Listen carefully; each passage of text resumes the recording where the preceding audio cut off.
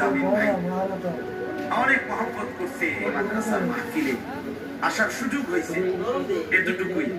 আরো ওলামায়ে কেরাম, আমাদের আল্লামা মুফতি আমজাদ হোসেন সাহেব অনেক অসুস্থ, উনি আজকে অনেক দিন ধরে ডেঙ্গুতে আক্রান্ত, আজকেও আসরের পরে কথা বলছি, খুব আস্তে আস্তে কথা বলে, খুব ক্লান্ত দুর্বল।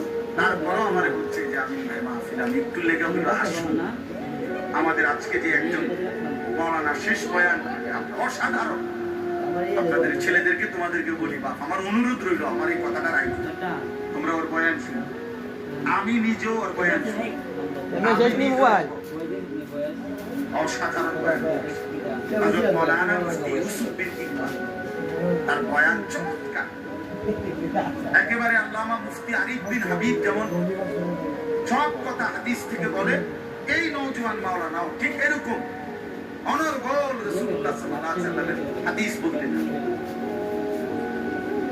হ্যাঁ, এজন্য সবাই ইনশাআল্লাহ এই মাওলানার বয়ান শুনবার চেষ্টা করবেন। তরজমাটা শুনে আল্লাহ তাআলা মূল বক্তব্য এটাই যে আল্লাহ আমাদেরকে আখিরাত মনে করাইতেছে। কি? কোরআনুল কারীমের 30 নম্বর পারা 101 নম্বর সূরা আল কারিআ, এই সূরার আল্লাহ বলেন আল কারিআতু মাল কারিআ। আল কারিআ হলো যেটা দরজায় আঘাত করে, খটখট খটখট আওয়াজ করে, এই খটখটকারী। আল্লাহ বলেন মাল কারিআ, বলো তো খটখটকারী বলতে কি? ওমা আদরাকা মাল কারিআ। আবারও বলছি নবী আপনাকে জানতে চাচ্ছি, জানেন এই আঘাত যেটা আপনার কাছে প্রতিদিন আমাদের কাছে খটখট করে আমাদের দরজায় যেন ঘন্টা বাজাইয়া বলে যাচ্ছে যে কিয়ামত তো চলেই আসলো, আখিরাতের প্রস্তুতি কি হলো বলো? ওই মানুষ তো মরে গেল দেখলা, তুমিও তো মরে যাবা, তোমার প্রস্তুতি কি হলো?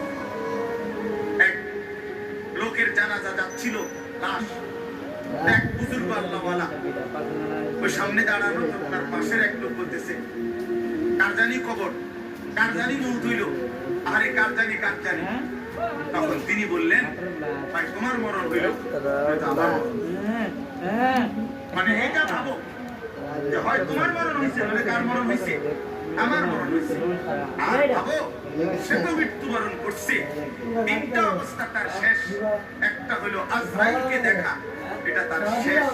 এরপরে জান কবজের যন্ত্রণা, এটা তার শেষ। আর জান কবজের পরে তার মৃত্যুটা বিভৎস, অনেকের মৃত্যু হইতে পারত, তার শরীর ছিঁড়া ফেলছে, তার